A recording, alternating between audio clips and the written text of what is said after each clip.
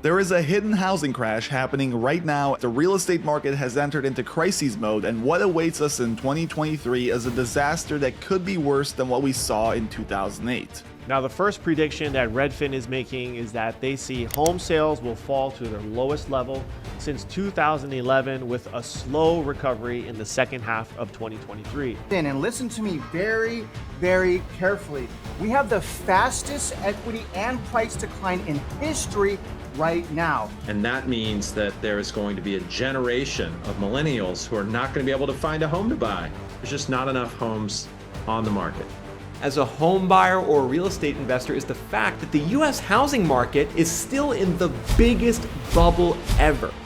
Rates and housing are moving in opposite directions. When rates go up, housing demand comes down. It's a pretty strong inverse relationship.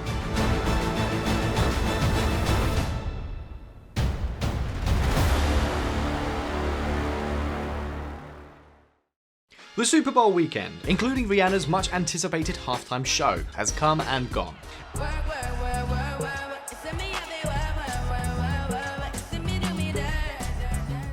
If this were any other year, we would have a fair idea of what to expect from the housing market by this time.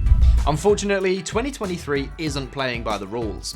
Redfin's economic research lead, Chen Zhao, calls 2023 anything but typical in the company's latest report. Yes, Redfin has a new report for us, and it has some shockers. Let's go through them. This video is brought to you by Houzeo, America's most advanced home buying and selling platform. Americans across the nation are saving on commissions with Houzeo.com. You can too.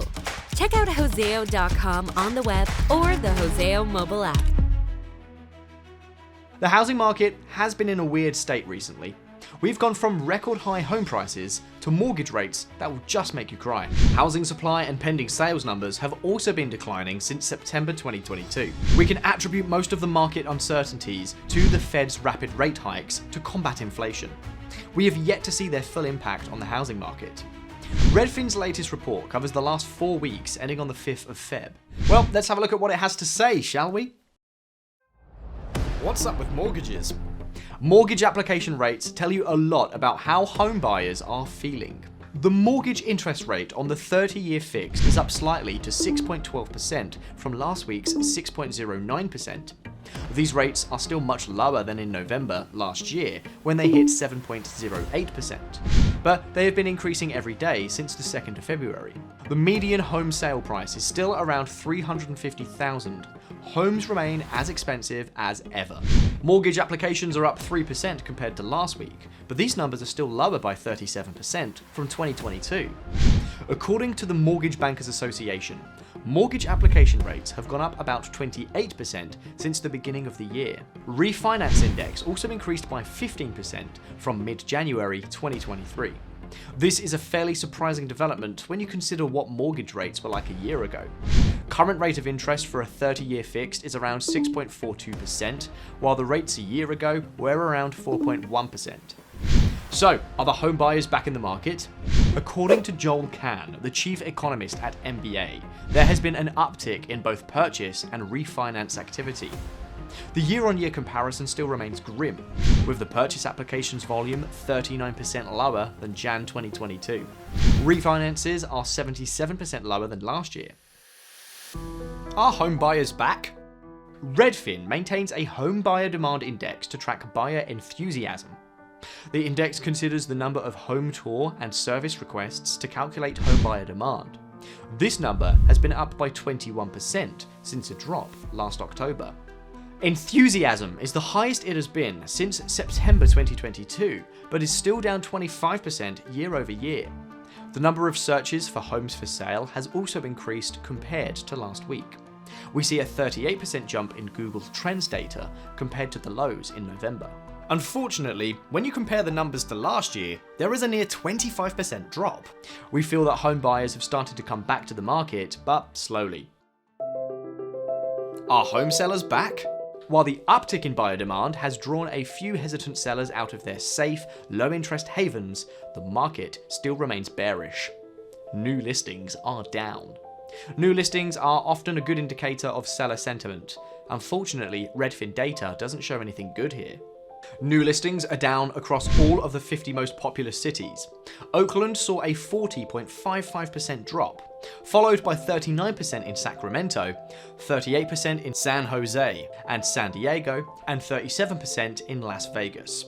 Listings dropped by just 1% in Austin, Dallas, and Nashville. It's clear that most sellers are very reluctant to sell in such market conditions, and for good reason, because house prices are flat. The median sale price increased by 1.1% year over year, but different cities behave differently. Markets don't behave similarly across all states. While looking at the broader picture has its benefits, we like to consider data from individual cities as well. Redfin's report offers some interesting insights on the matter too. Prices fell significantly in the 18 most populous metros. Chief among them were Oakland, falling by 9.7% year over year, Austin by 6.5%, Sacramento by 5.8%, San Francisco by 4.9%, and Phoenix by 4.6%. Fortunately, there has been some positive development in a few cities. Prices increased in Milwaukee by 12.8%, West Palm Beach by 12.3%, Indianapolis by 10.1%, Fort Lauderdale by 9.8%, and Miami by 8.4%. So this is a cloud with some silver lining. There are a few other facts to note as well. Pending home sales fell. Pending home sales fell by 19.5% overall. They also fell almost uniformly across the 50 most popular metros in the US. Cities that saw the biggest fall include Las Vegas, where pending sales fell by 58.7%, Nashville by 50.6%, Phoenix by 50.1%, San Jose by 49.7%, Austin by 48.9%. They only rose in two cities, Cincinnati by 31.5% and Chicago by 31.4%. Active listings were up by approximately 22%. Housing supply and days on the market. Currently, we have around 4.1 months of housing supply, which is much more than the 2.2 months of the year before.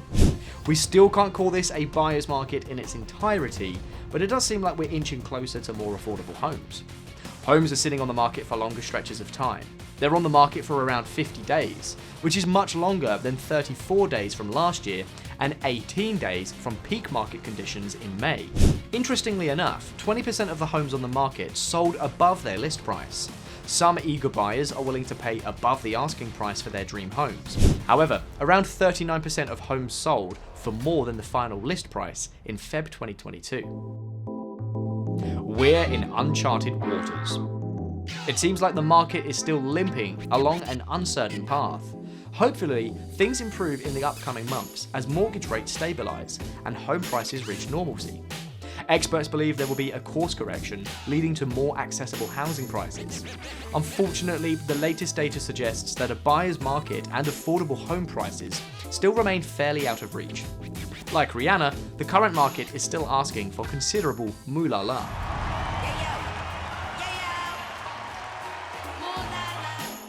And that's it from us for now. We will return with more housing market insights soon. If you're tired of housing market reports, spice up your day with our coverage on PLS.com versus NAR. It's a lawsuit with the potential to disrupt the US real estate market. Don't forget to like, subscribe, and share this video. That really helps us out. And comment below if you have any questions or insights for us. We'll see you soon.